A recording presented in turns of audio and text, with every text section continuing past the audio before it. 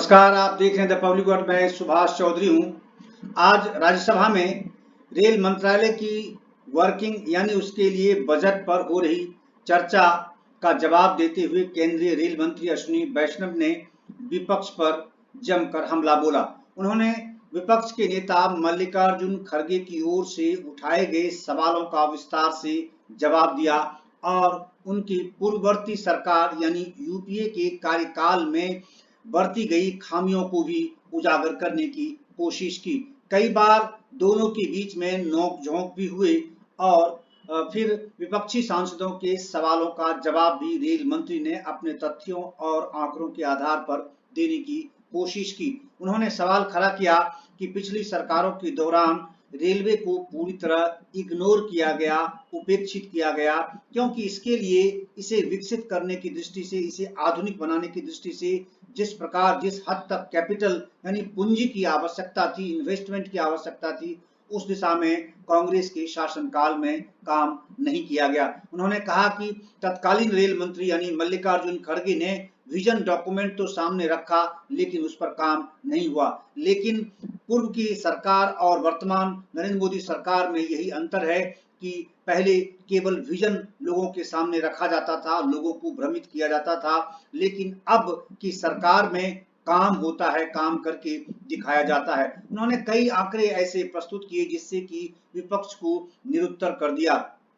उन्होंने कहा कि केवल विजन डॉक्यूमेंट रखना ही देश के विकास में या रेलवे के विकास के लिए वो पर्याप्त नहीं है। 2009-2014 का आंकड़ा इलेक्ट्रिफिकेशन का रखते हुए उन्होंने कहा कि तब 608 किलोमीटर प्रति वर्ष का इलेक्ट्रिफिकेशन की गति थी, जो 2019 में आकर 3440 किलोमीटर प्रति वर्ष की गति से काम होने लगा। उन्होंने कहा कि 50,000 किलोमीटर इलेक्ट्रिफिकेशन अब तक हो चुका है नरेंद्र मोदी के कार्यकाल के दौरान। उन्होंने कहा कि 30 वर्षों के हिसाब से अब योजना तैयार की गई है और रेलवे में इलेक्ट्रिफिकेशन की दृष्टि से, रेलवे कोच की दृष्टि से, ट्रेन की दृष्टि से, ट्रैक की दृष्टि से या फिर रेलवे की सुरक्षा की दृष्टि से जिस तरह से टेक्नोलॉजिकल एडवांसमेंट होना चाहिए था, वो उस दिशा में काम नहीं किया गया और अब भी इतने लंबे समय तक 1950-1960 के दशक की टेक्नोलॉजी में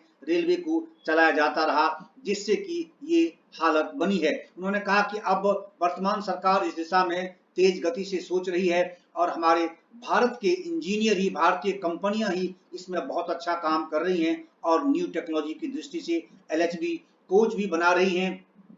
वंदे मातरम जो ट्रेन चलाने की बात की गई है, 400 ट्रेन चलाने की घोषणा की गई है, उस ट्रेन की दृष्टि से भी अब फेज 2 में यानी वर्जन 1 पहले डेवलप किया गया और अब वर्जन 2 की दिशा में काम तेज गति से चल रहा है और जल्दी ही यह सफल हो जाएगा।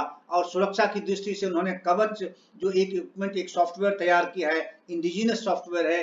दो ट्रेन अब आमने सामने आने के बावजूद आपस में नहीं टकराएगी, एक निश्चित दूरी पर दोनों ट्रेन रुक जाएगी, यानी पैसेंजर को जान के खतरे से बचाया जा सकेगा, किसी भी दुर्घटना से बचा जा सकेगा, यानी दुर्घटना की आशंका नगण्य हो जाएगी। इसकी भी सूचना उन्होंने सदन में रखी और विपक्ष पर चुन चुनकर उन्होंने हमले किए। आइए आपको सुनवाता हूं कि अश्विनी वैष्णव ने आज राज्यसभा में क्या कहा और कैसे उन्होंने विपक्ष के द्वारा उठाए गए रेलवे में नौकरियां कम होने के सवाल, ऑपरेशनल कॉस्ट बढ़ने के सवाल या फिर रेलवे के प्राइवेटाइजेशन की जो आशंका लगातार व्यक्त की जाती है विपक्ष की ओर से, एक प्रकार का एक नैरेटिव इस देश में सेट किया जाता है, उसको लेकर रेल मंत्री ने आज क्या कुछ कहा, कैसे उन्होंने स्थिति स्पष्ट की, आइए सुनते हैं। Discussion on the working of Ministry of Railways is over now. Honorable Minister of Railways for reply, please. Thank you, sir. मैं आरंभ में माननीय चेयरमैन सर आपको धन्यवाद देता हूं। इतनी शांति के साथ इतना सभी ने अपने अपने लॉजिकल पॉइंट्स अच्छे तरीके से किए, बहुत अच्छे वातावरण में डिबेट हुआ, उसके लिए आपको धन्यवाद, चेयर को धन्यवाद, माननीय सभी सदस्यों को धन्यवाद। मैं उस पर आ रहा हूँ। उसके बाद में मैं माननीय सांसद सदस्यों को सबको धन्यवाद देना चाहूँगा। बहुत अच्छे सुझाव आए और कई अच्छी नोक झोंक भी हुई। एक ऐसा ही वातावरण हमेशा रहे डिस्कशन में, तो डेमोक्रेसी की वैल्यू बढ़ती है, लोगों का विश्वास इन सब इंस्टीट्यूशंस में बढ़ता है। आप सबको बहुत बहुत धन्यवाद। आपने सबने जो सुझाव दिए इसके लिए बहुत बहुत धन्यवाद।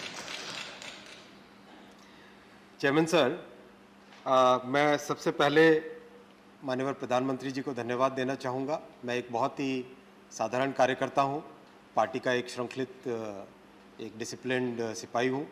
उन्होंने इतनी बड़ी जिम्मेदारी दी और इस जिम्मेदारी को निभाने के लिए आपने जो आज सुझाव दिए, जिस तरह के मान्यवर सांसदों ने जिस तरह के पॉइंट्स रेज़ किए, कई तर्क आए सामने, उस सब के लिए धन्यवाद। वो सब उस जिम्मेदारी को निभाने के लिए ज़रूर मेरे काम में आएंगे।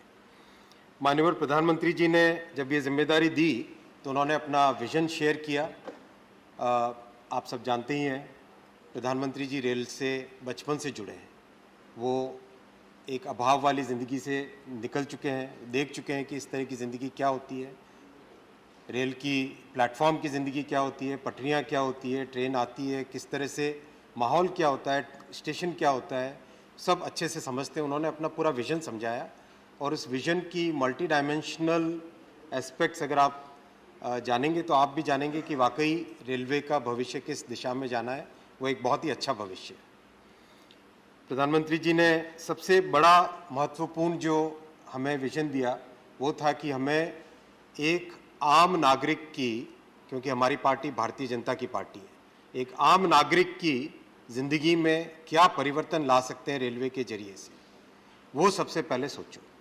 किस तरह से हम रेलवे का एक जो एक्सपीरियंस है, चाहे स्टेशन हो, चाहे ट्रेन्स हो, चाहे सेफ्टी हो, चाहे हमारे अफसरों का व्यवहार हो, वो सब कैसे परिवर्तन हो, उस पर फोकस करना। दूसरा, आत्मनिर्भर भारत। किस तरह से हम हमारी जितनी भी टेक्नोलॉजीज़ की ज़रूरत है, एक रेलवे सिस्टम को अच्छे तरीके से, बहुत ही कॉम्प्लेक्स सिस्टम है, इस सिस्टम को चलाने के लिए किस तरह की टेक्नोलॉजीज़ की ज़रूरत है, उसमें कैसे हम लोग आत्मनिर्भर हों।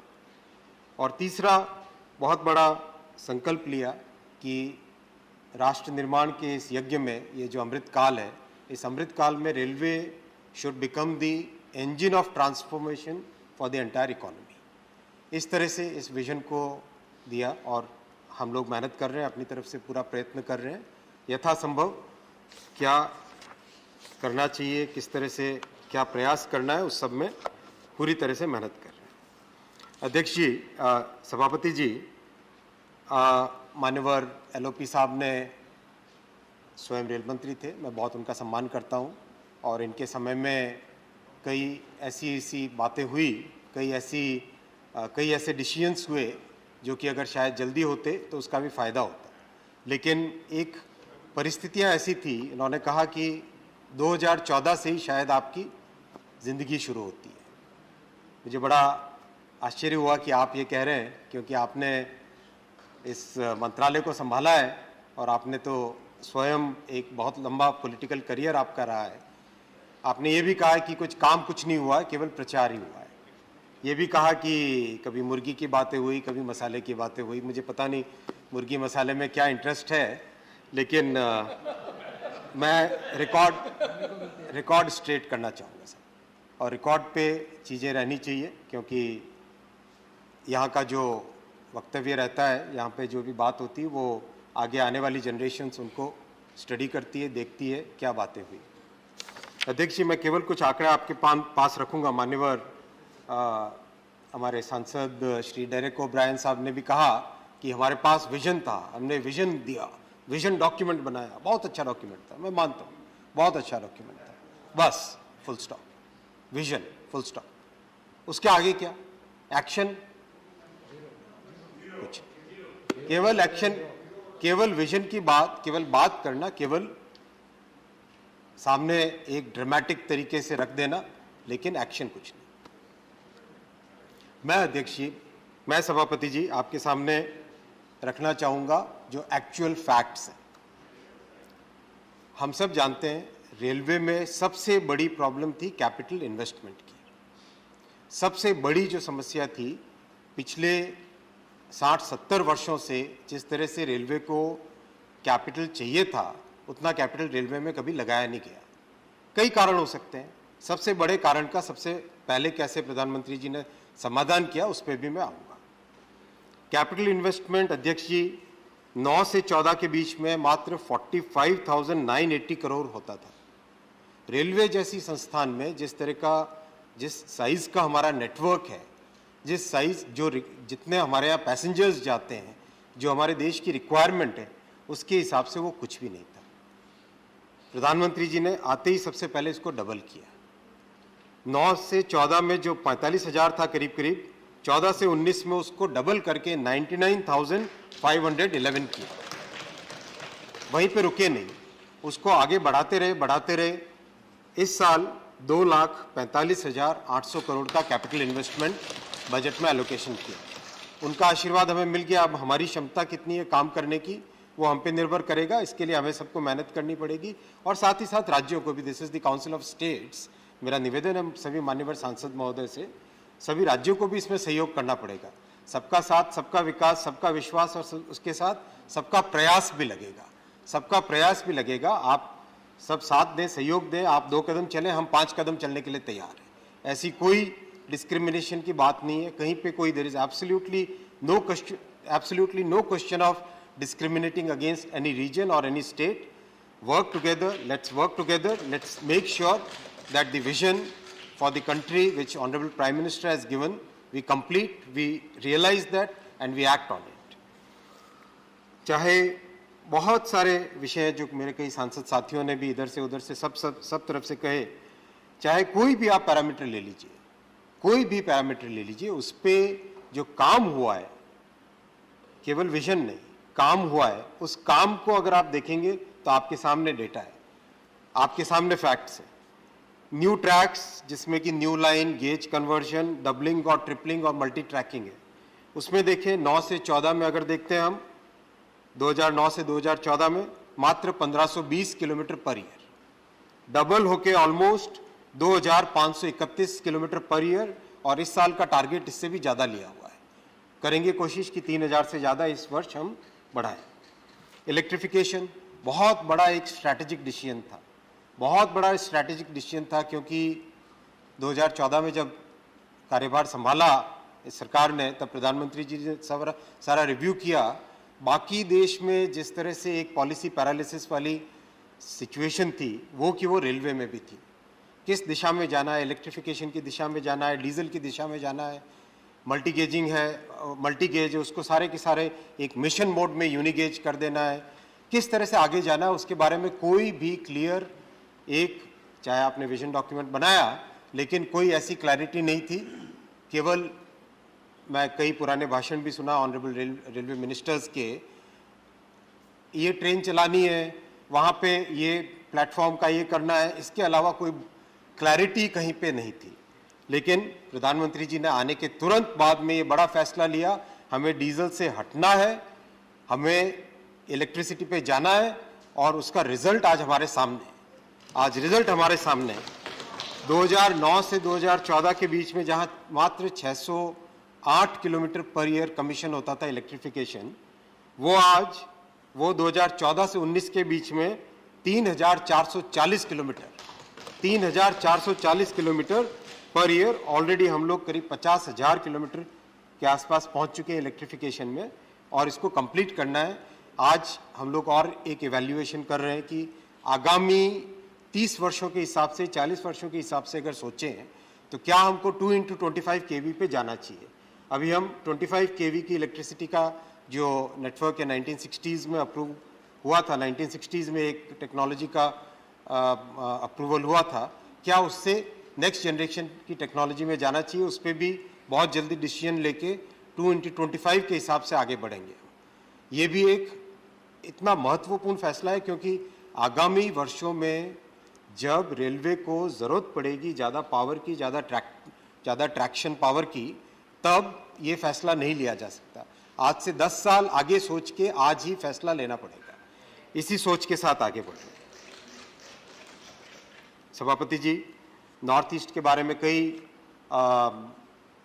मित्रों ने कहा, और विशेषकर doctor Manmohan Singh ji, honourable prime minister साहब, ऑनरेबल फॉर्मर प्राइम मिनिस्टर साहब के बारे में कहा कि वो नॉर्थ ईस्ट से आते थे, इसलिए उन्होंने बहुत काम किया। मैं मानता हूँ ज़रूर उस वक्त एक शुरुआत हुई थी, लेकिन वो शुरुआत सफिशिएंट नहीं थी। नॉर्थ ईस्ट के जो एस्पिरेशंस हैं, उन एस्पिरेशंस को केवल और केवल प्रधानमंत्री श्री नरेंद्र मोदी जी ने पूरा किया और उसके रिजल्ट आपके सामने। आज अगर आप जाएं, मणिपुर जाएं, त्रिपुरा जाएं, किसी भी स्टेट में, नॉर्थ ईस्ट के स्टेट में जाएं, जो काम की गति है वो काम की गति दिखती है और आंकड़े आपके सामने हैं, रिजल्ट्स आपके सामने हैं। 2009 से 2014 के बीच में मात्र 2122 करोड़ का इन्वेस्टमेंट होता था नॉर्थ ईस्ट में, उसको ऑलमोस्ट 2.5 गुना बढ़ा के मोदी जी ने 2014 से 19 के बीच में 5531 करोड़ किया और वहां पे रुके नहीं है, वहां पे रुके नहीं है। इस वर्ष 9970 करोड़ नॉर्थ ईस्ट के लिए एलोकेशन है और काम दिख रहा है। जो भी साथी जाए नॉर्थ ईस्ट, जाके देखें आप, वास्तव में वहां पे काम दिख रहा है। फ्रेट कॉरिडोर की बात आई, विजन डॉक्यूमेंट हमारे समय में किया गया था, ये कॉन्सेप्ट नोट हमने दिया था, ये किया था, हमने ये काम किया। काम क्या किया? अच्छी बात है आपने एक डॉक्यूमेंट दिया, अच्छी बात है आपने कॉन्सेप्ट दिया, लेकिन क्या देश केवल कॉन्सेप्ट पे चलेगा? आपको काम तो दिखाना पड़ेगा ना। तो काम की बात अगर करें, 2004 में जब ये कॉन्सेप्ट नोट आया, 2006 में फाउंडेशन स्टोन ले किया गया और 2014 तक कितने किलोमीटर कमीशन हुए सभापति महोदय? जीरो, सिर्फ जीरो। ये कंडीशन थी, ये कंडीशन थी। आज कितने किलोमीटर कमीशन हुए? 1010 किलोमीटर, 1010 किलोमीटर। मैं आपका क्रेडिट नहीं छीनना चाहता माननीय एलओपी साहब, मैं किसी का क्रेडिट, हम किसी का क्रेडिट क्यों छीने? आपके क्रेडिट में तो बहुत सारी चीजें हैं, 2G है, कोल है, कॉमनवेल्थ है, बहुत सारी क्रेडिट की चीजें हैं, उनको हमें आपका क्रेडिट नहीं चाहिए, हमें आपका कोई क्रेडिट नहीं चाहिए, किसी का क्रेडिट नहीं चाहिए। ये आंकड़े आपके सामने है, ये आंकड़े। I am not yielding sir, मैंने ऐसी कोई गलत चीज बोली भी नहीं है, मैंने कोई ऐसा अनपार्लियामेंट्री वर्ड नहीं बोला है जिसके कारण मुझे यील्ड करना पड़े। अध्यक्ष जी He is not yielding. He is not yielding. अध्यक्ष जी, He is not yielding. आप कहें तो Minister has to yield. पर टाइम मैं ज़्यादा आपका समय लेना नहीं चाहता और आपको भी मेरे वजह से तकलीफ नहीं होना। मेरी जो अवधि थी, मैंने जो काम किया, यही एक्स प्राइम मिनिस्टर बैठे हैं, उनसे पूछिए कितने प्रोजेक्ट पड़े हुए थे, उसको हमने कैसे लाया। 2G स्पेक्ट्रम, ये सारी चीजें भाषण बाहर बोली है, यहाँ बजट में। धन्यवाद।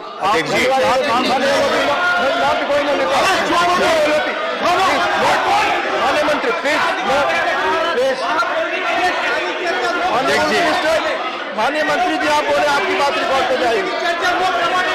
माननीय मंत्री जी, सभापति जी, यही बात आप सबकी रिकॉर्ड पे नहीं जा रही है। माननीय मंत्री जी, सभापति जी, मंत्री जी, आप सभापति जी, माननीय एलओपी, आप कल 46 सभापति जी, प्लीज सभापति जी, मान्यवर सभापति जी, एकदम आप सब 7 घंटे बहस कर चुके हैं और माननीय एलओपी साहब आप 46 मिनट बोल चुके हैं। आप प्लीज मंत्री जी को सुनिए, प्लीज। मान्यवर सभापति जी, प्लीज। प्रत्येक मान्यवर सांसद ने जब भी जो भी अपना वक्तव्य रखा, जब भी अपना वक्तव्य रखा, मैंने शांति से एक मान्यवर सांसद का, मैंने शांति से एक मान्यवर सांसद का वक्तव्य सुना। और इसके अलावा भी मैं सबसे निवेदन करता हूं, ओपन हाउस है हमारा, ऑफिस में आप कभी भी पधारें, कोई भी पॉइंट पे आए, किसी भी विषय पे आए, मैं चर्चा के लिए हाजिर हूं और जरूर करूंगा।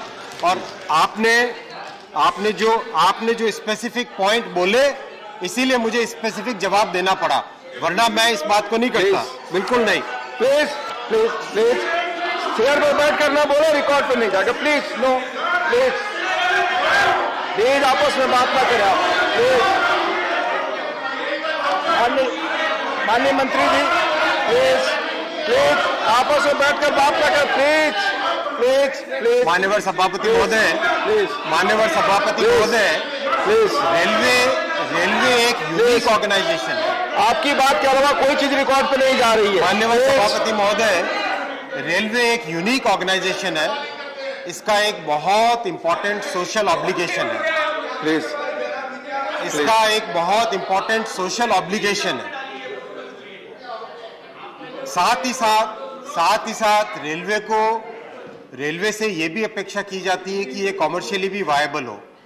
ये दो जो बड़े कंस्ट्रेंट हैं, इन दोनों कंस्ट्रेंट्स इन दोनों कंस्ट्रेंट्स के बीच में कैसे रेलवे को आगे ले जाना है, मैं उस पे अगले करीब 10-1 मिनट तक उस विषय पे रहूंगा। माननीय सभापति जी, आज भारतीय रेलवे करीब 800 करोड़ पैसेंजर्स साल में लेके जाती है। 135 करोड़ की हमारी जनसंख्या है, कई पैसेंजर्स एक से अधिक बार ट्रैवल करते हैं, तो 800 करोड़ पैसेंजर्स पे आज हम लोग हैं। कई वर्षों तक हम लोग करीब 1,000 मिलियन टन के आसपास थे। पिछले 4-5 वर्षों में बहुत इसमें मेहनत हुई, काम हुआ और 1200 पे आए। 1200 के बाद में इस बार हम अंदाजन है करीब 31 मार्च तक हम लोग 1400 मिलियन टन पे पहुंचेंगे। ये भी अपने आप में गर्व की बात है, क्योंकि विश्व में केवल 3 देश हैं, यूएस, रशिया और चाइना, जो कि इतनी बड़ी, जो माननीय एलओपी साहब ने भी चर्चा की थी, जो इस इतनी बड़ी मात्रा में माल की ढुलाई करते हैं, फ्रेट कार्गो कैरी करते हैं। हम लोग करीब अब टॉप 2 में रहेंगे 1400 के बाद में, 1400 को क्रॉस करने के बाद में। करीब 2 लाख करोड़ का रेवेन्यू है और करीब 2,40,000 करोड़ का कैपिटल इन्वेस्टमेंट का बजट है। 1 करोड़ का करीब रेल परिवार है। इसको अगले 10 वर्षों में जो हमारे देश की एस्पिरेशंस है, हमारे नागरिकों की एस्पिरेशंस है, भारतीय जनता की जो एस्पिरेशंस है, हमारे आने वाली जनरेशन्स की जो एस्पिरेशंस है, इसको अगर पूरा करना है तो हमको आने वाले 10 वर्षों में टारगेट करना पड़ेगा कम से कम 800 करोड़ से 1000 करोड़ पैसेंजर्स पे जाएं हम लोग। 1400 मिलियन टन से 3000 मिलियन टन पे जाने का एस्पिरेशन लेना पड़ेगा। अगर वो नहीं लेंगे तो हम कभी भी पैसेंजर्स की जो प्राइस है, पैसेंजर का फेयर है, उसको क्रॉस सब्सिडाइज नहीं कर पाएंगे। इसके लिए कार्गो को हमें कम से कम 2 गुना 2.5 गुना बढ़ाना पड़ेगा। फ्रेट चार्ज नहीं, अमाउंट, वॉल्यूम। करीब 3.5 लाख करोड़ रेवेन्यू पे पहुंचना पड़ेगा और करीब 3 लाख करोड़ का इन्वेस्टमेंट हर साल करना पड़ेगा, तभी जाके इस देश की एस्पिरेशंस को हम लोग मीट कर पाएंगे। इस सब को करने के लिए सबसे पहले इस सब को करने के लिए आज क्या स्टेप्स लिए जा रहे हैं, ये स्टेप्स अगर आज हम लेंगे तभी जाके इसके रिजल्ट्स आने वाले 2-3 वर्षों में, 4 वर्षों में, 5 वर्षों में आने लगेंगे। सबसे पहला यात्रियों की दृष्टि से, आम हमारे भारतीय जनता की दृष्टि से, आम नागरिकों की दृष्टि से सबसे पहले क्या? सबसे पहले स्टेशंस। आपने देखा माननीय अध्यक्ष जी, माननीय सभापति जी, 2014 से पहले किस तरह की गंदगी रहती थी। आज किसी भी स्टेशन पे जाए, जो भी माननीय सांसद मिलते हैं मेरे से, सभी कहते हैं, मानते हैं आज सफाई है। और सफाई के पीछे कई चीजें, एक तो साफ सफाई, स्टेशंस में कई तरह के परिवर्तन, बायो टॉयलेट्स, करीब 2.5 लाख से ज़्यादा बायो टॉयलेट्स लगाना, इस तरह के कई सारे प्रयास हुए। साथ ही साथ एक्सपेरिमेंटल, हमें किसी बाहर के मॉडल को तो लाके या थोप नहीं सकते, हमें अपनी ज़मीन के हिसाब से, अपनी परिस्थितियों के हिसाब से अपना खुद का एक मॉडल डेवलप करना होता है। 2 स्टेशंस बहुत सफल तरीके से वर्ल्ड क्लास बने, गांधीनगर और रानी कमलापति। अब उससे जो लर्निंग्स मिली है, उन लर्निंग से, उनसे जो सीखने को मिला, उससे हम कैसे आगामी वर्षों में, आगामी महीनों में 40, 50, 60 स्टेशंस किस तरह से ले, और उससे एक इस तरह से जो रैपिड कंस्ट्रक्शन की टेक्नोलॉजी है उसको हम जल्दी से जल्दी सीखें। और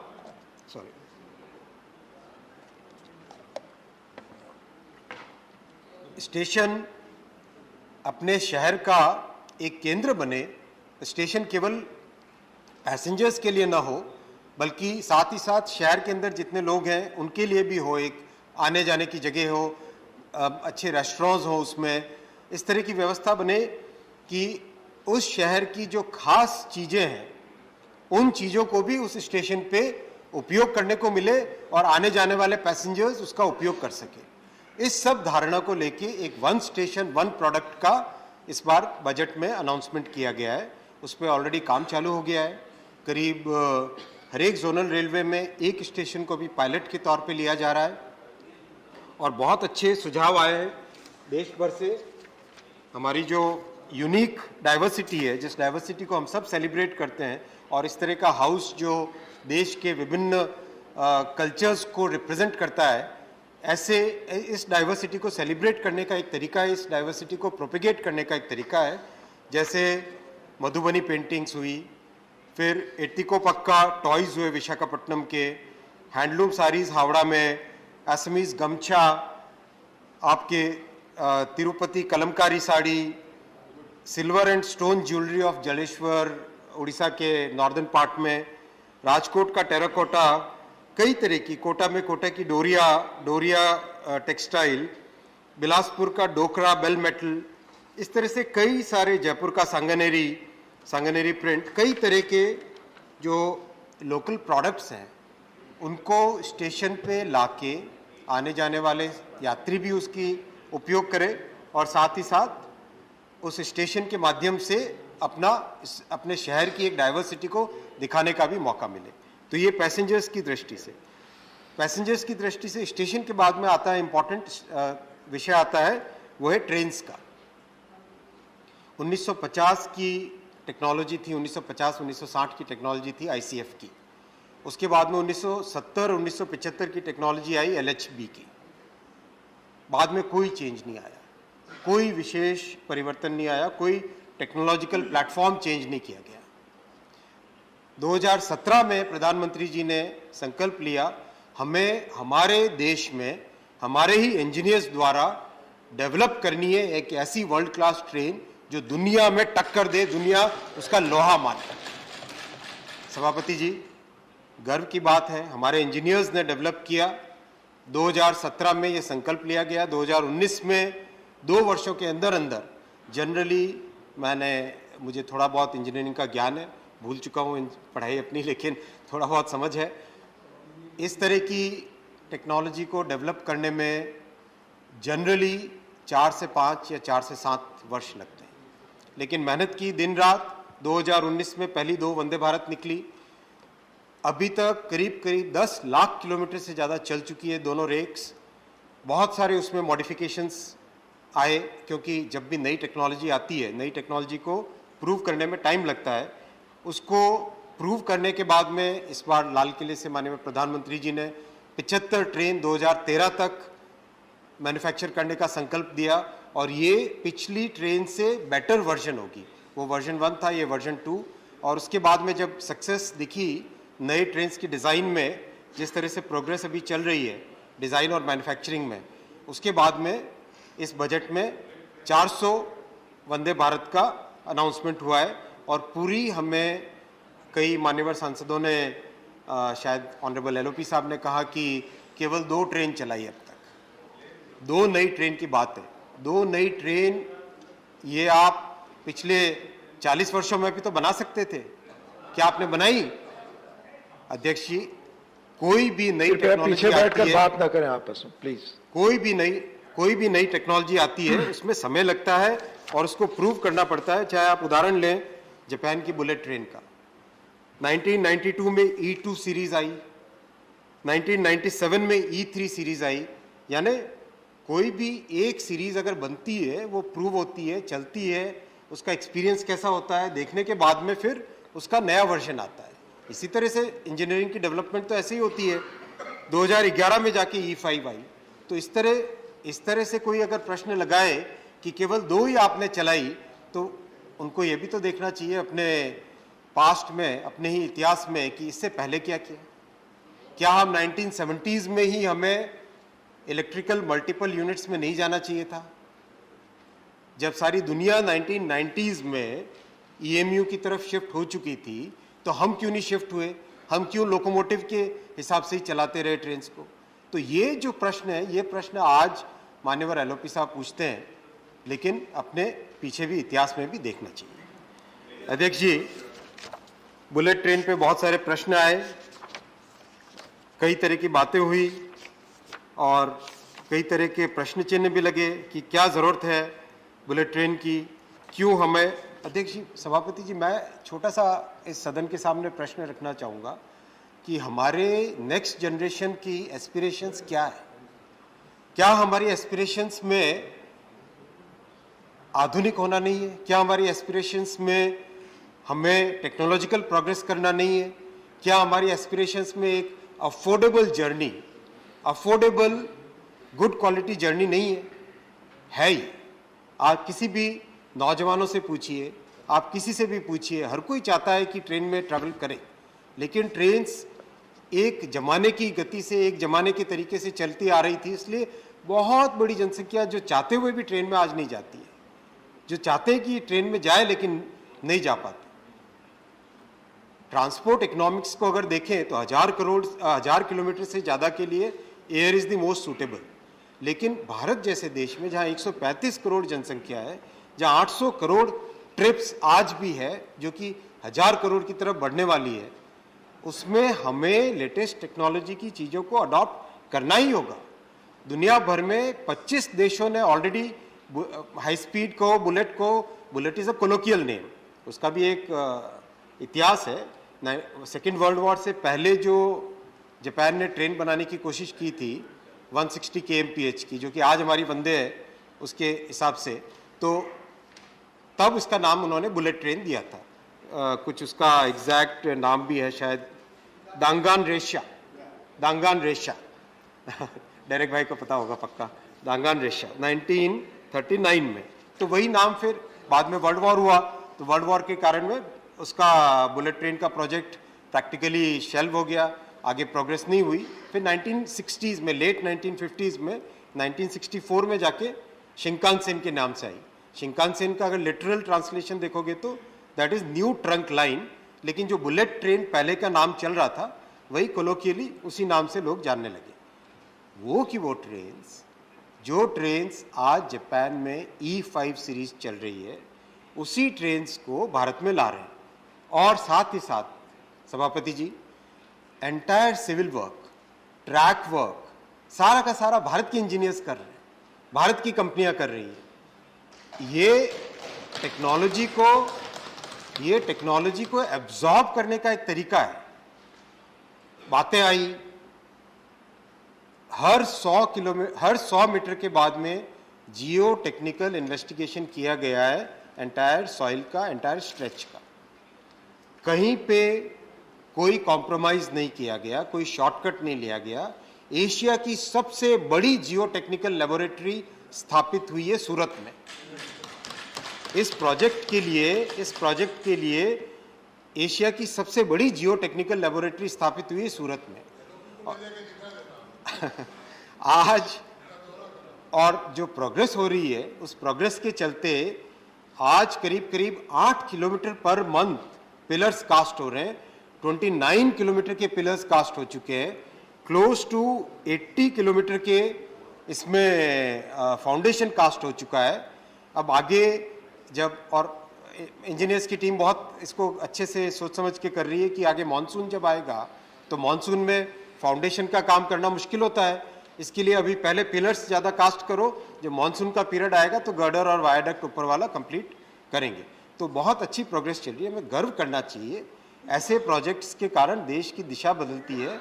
ऐसे प्रोजेक्ट्स को कोई वैनिटी प्रोजेक्ट्स बोले तो ये शर्म की बात है। मुझे नहीं लगता है कि ऐसा कहना चाहिए, क्योंकि जब दिल्ली मेट्रो आया था माननीय सभापति जी, तब भी इसी तरह की बातें हुई थी। जब मैं श्रद्धेय अटल जी के साथ काम करने का मुझे सौभाग्य मिला, जब 4 लेन की बात आई थी, जब गोल्डन क्वाड्रिलेटरल की बात आई थी, तब भी कहा जाता था कि कहाँ देश में गोल्डन क्वाड्रिलेटरल की ज़रूरत है, क्यों कोई 54,000 करोड़ खर्च करेगा।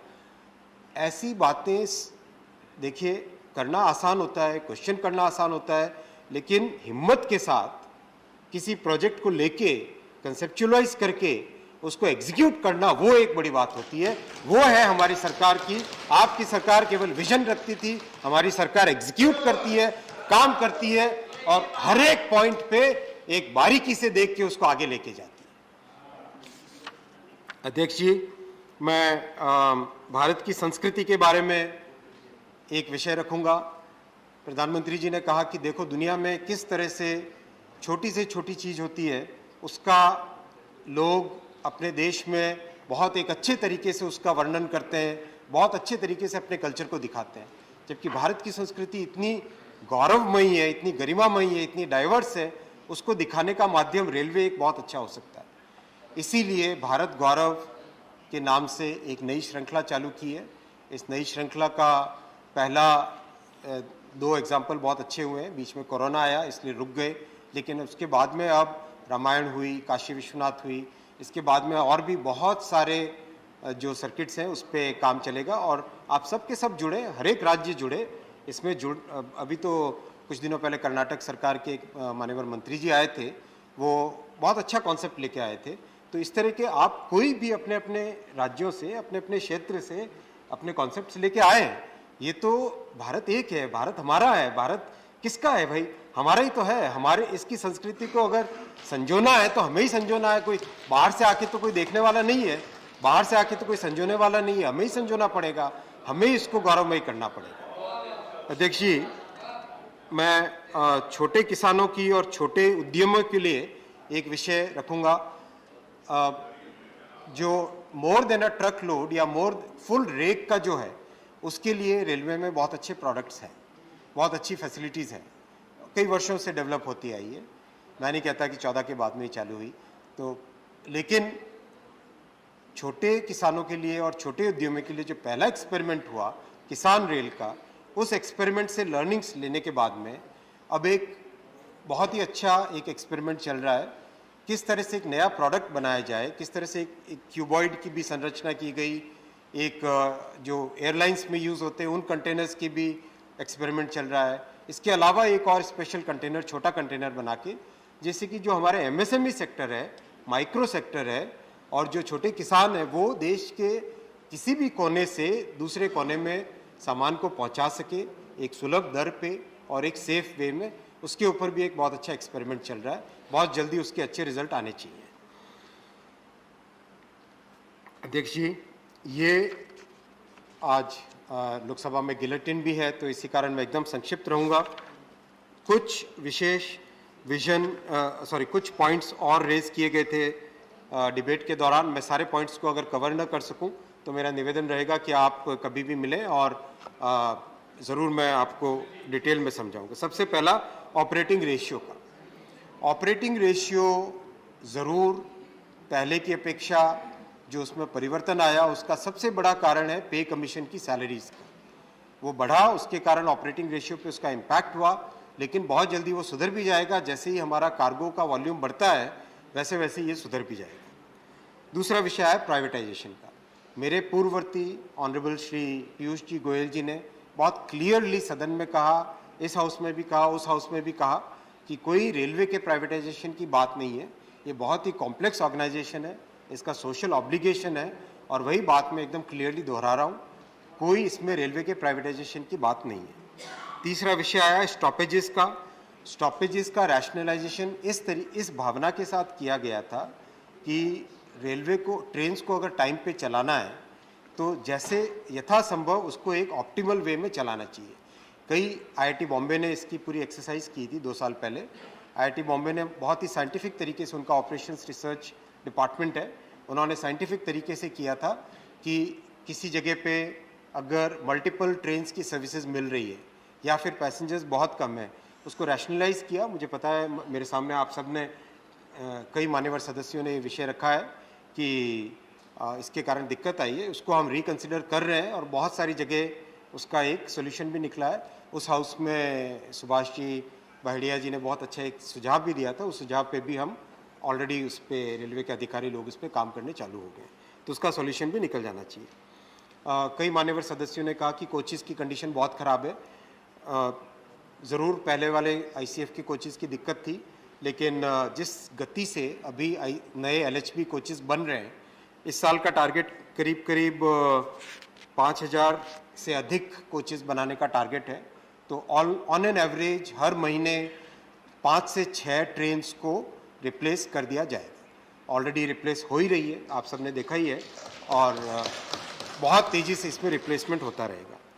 एम्प्लॉयमेंट की बात आई, एम्प्लॉयमेंट में मैं तथ्य रखना चाहूँगा सबके सामने, क्योंकि किसी ने कहा कि आपने तो पूरा एम्प्लॉयमेंट ही बंद कर दिया, किसी ने कहा कि रेलवे में तो अब कोई एम्प्लॉयमेंट ही नहीं होता, बंद ही हो गया, बैन हो गया। ऐसी कोई बात नहीं है, रिक्रूटमेंट चल रहा है। माननीय सभापति जी, 9 से 14 में 2,42,709 अपॉइंटमेंट्स हुए थे।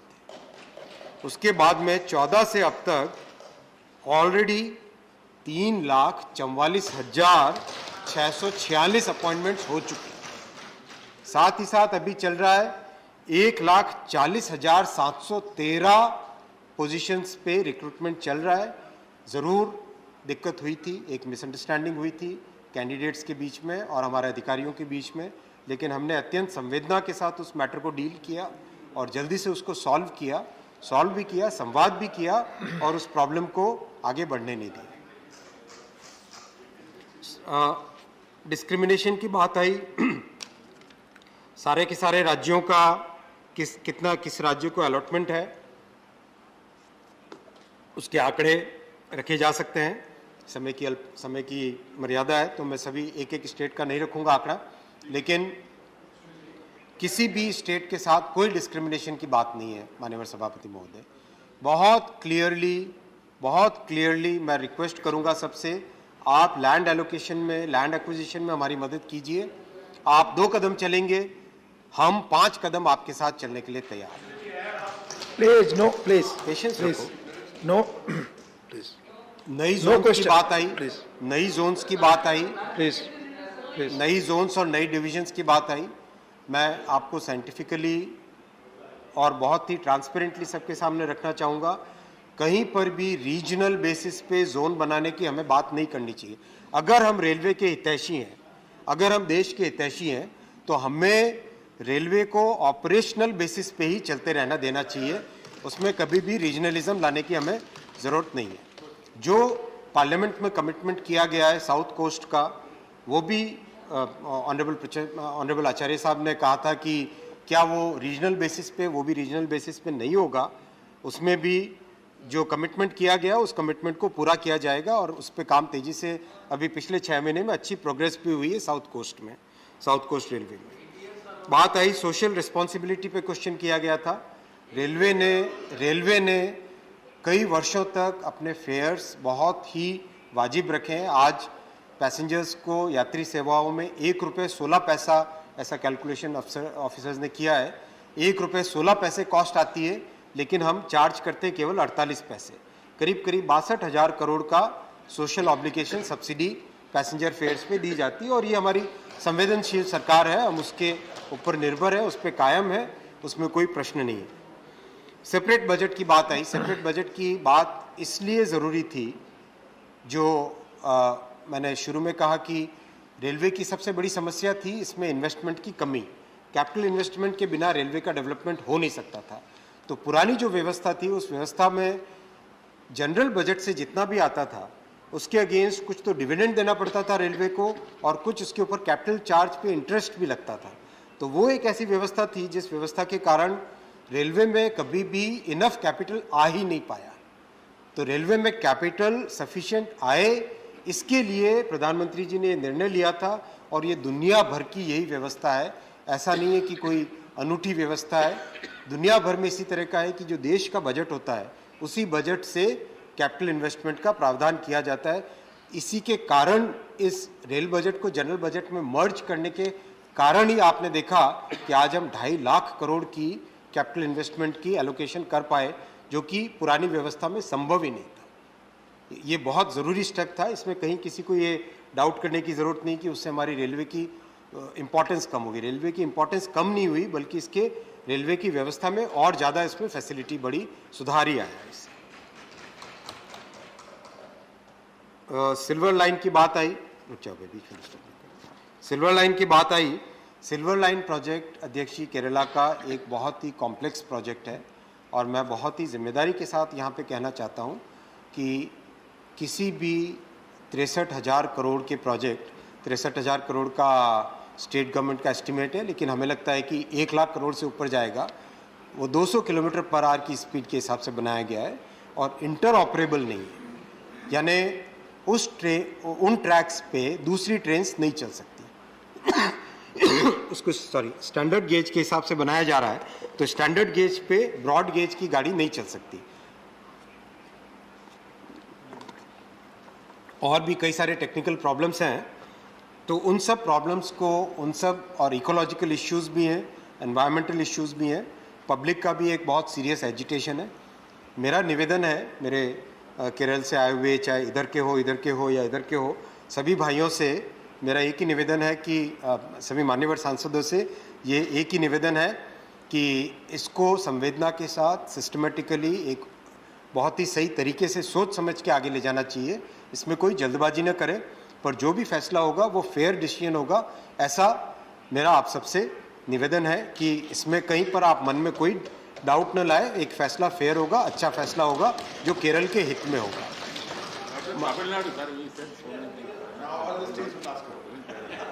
बाकी इसके अलावा भी मान्यवर सभापति जी बहुत सारे विषय आए। मैं निवेदन करूंगा कि जो भी सांसद महोदय का कोई भी इंडिविजुअल पॉइंट हो, उस पॉइंट को लेके आ सकते हैं कभी भी। मैं तुरंत अपने ऑफिसर्स को बुला लूँगा वहीं पे ऑफिस में ही, और उसको सॉल्व कर सकते हैं। कोई ऐसी चीज़ें नहीं है जो सॉल्वेबल नहीं है। मान्यवर ठाकुर साहब ने कल बहुत ही पीड़ा के साथ कहा था, मैंने तुरंत जाने के बाद में पूछा तो हाँ ज़रूर गलती हुई, हमारे ही अफसर से गलती हुई थी। मैंने उनको कहा था कि आप 7 दिन के अंदर अंदर वहाँ पे जाके विज़िट करना, लेकिन वो विज़िट नहीं किया उन्होंने, तो उनको अच्छी डांट पड़ी है। आपकी बात का समाधान होगा, मुझे पूरी आशा है। तमिलनाडु के बारे में माननीय सांसद महोदय तमिलनाडु के बारे में कह रहे हैं, तमिलनाडु के भी आपने अच्छा किया मुझे याद दिलाया। Honourable chairman sir, there are 21 projects with a length of about 1,411 kilometers. Project cost estimated to be about 20,443 crore. The allotment made for the state is about 3,800 crore, not 58 or somebody used the word 380 crore. It is 3,800 plus crore, and that's the record allocation for Tamil Nadu. It has never been done in that much amount. But my request to the government of Tamil Nadu is, through Honorable Chairman Sir, that the 1,544 hectare land that is required, please help us acquire the land. Only 200 odd hectare has been acquired so far. Much more help is needed from the government of Tamil Nadu. Then only the projects can succeed. That is why I requested. And Honorable Chairman Sir, मैं इसी सदन में कहना भी चाहूँगा, मैं नाम नहीं लूँगा, लेकिन कई ऐसे स्टेट गवर्नमेंट से जो कि बहुत प्रोएक्टिव होके लैंड एक्विजिशन में, लॉ एंड ऑर्डर में मदद भी कर रहे हैं, तो वहाँ पे प्रोग्रेस भी बहुत अच्छी है। और रेलवे का तो ऐसा है कि अगर प्रोग्रेस हुई तो नेचुरली एलोकेशन अगली बार बढ़ाने में सुविधा रहती है, मदद रहती है।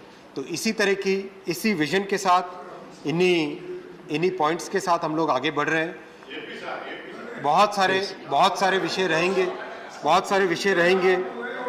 प्लीज मैं शेष में मैं अंतिम 2-3 मिनट प्लीज ऑनरेबल एलओपी साहब, you are such a senior person, kindly please honourable chairman sir, मैं शेष में सिर्फ भारत के इंजीनियर्स की और आत्मनिर्भर भारत की एक और उपलब्धि आपके सामने रखना चाहूँगा। वो है ऑटोमेटिक ट्रेन प्रोटेक्शन सिस्टम कवच। कई वर्षों से देश की रेलवे की एक ज़रूरत थी, जो कि